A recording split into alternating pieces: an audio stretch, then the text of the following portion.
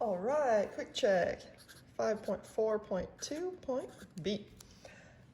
So this is a series of questions regarding the following reaction. We've got two chromiums reacting with 3 elemental fluorine to form 2 chromium, 3 fluoride.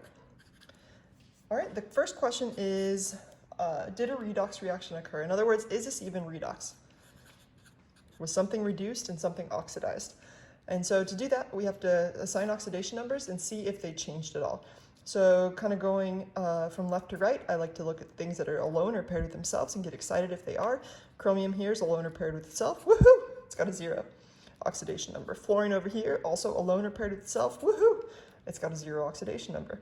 As we get over here, chromium must be positive 3.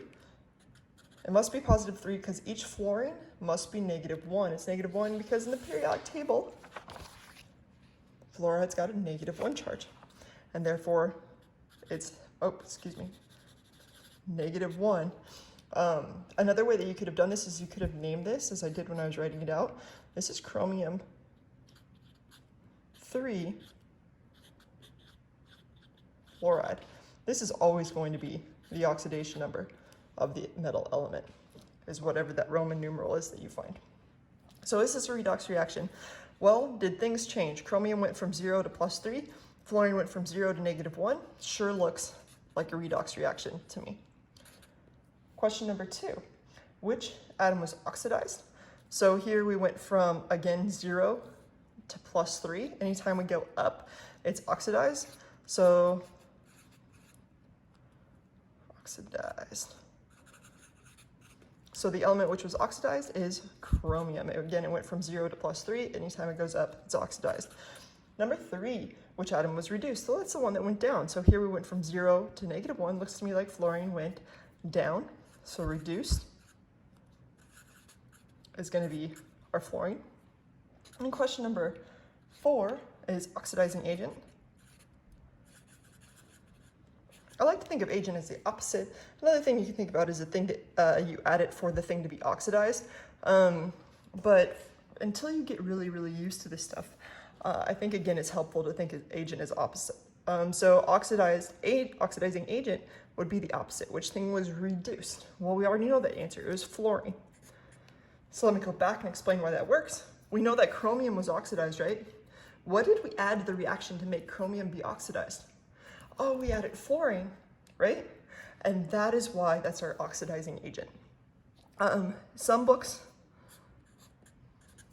will put the entire thing that you added. You added elemental fluorine, not just an atom of fluorine. So you'll see both answers depending on the book that you're looking at. So I want to make sure that you know that. For the book that you have right now, Core Chemistry, you're going to be looking at just the atom. Number 5 is reducing agent. Again, this is going to be agent. Think of agent as opposite. So in other words, you're looking at the thing that was oxidized. Well, we know chromium was oxidized.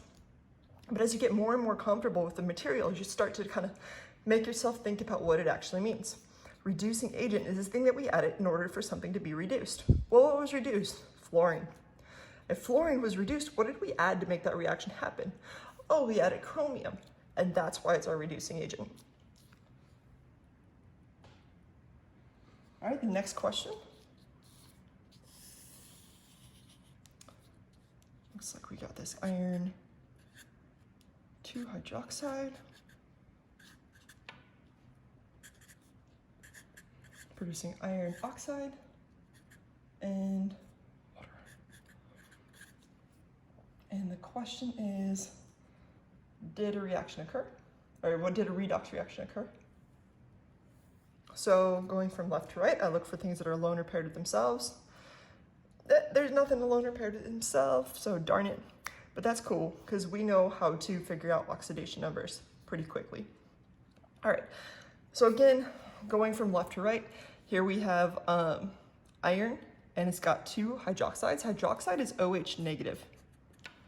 So if there's 2 of these, then that means iron must be positive too, to cancel out the 2 negatives from this hydroxide. Oxygen is going to be -2. So even though there's 2 of them, I'm looking just the single element, -2, and hydrogen's got to be +1 from the rules for assigning oxidation numbers. Move over here on the left-hand side. Iron, again, must be positive 2 because oxygen is negative 2. Again, oxygen's negative 2, iron must be positive 2 to cancel that charge out. And we get to the hydrogen. Hydrogen, again, is always plus 1, and oxygen's negative 2. So in going from left to right, we take iron, it went from positive 2 to positive 2. Oxygen went from negative 2 to, it stayed negative 2. And hydrogen went from positive 1 to, it stayed positive 1. Now here's the important thing to think about. Oftentimes when we're doing this, it's easy to get it kind of confused, oxidation number confused with charge.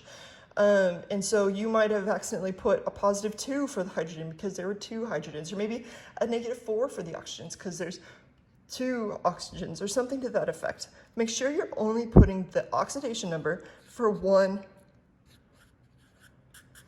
atom at a time. Not for all of them together, not for all of them combined. That's going to end up hurting you. And this is what allowed us, by breaking them down to just the single atom, this allowed us to tell that there is no redox reaction occurring. That doesn't mean the reaction didn't occur.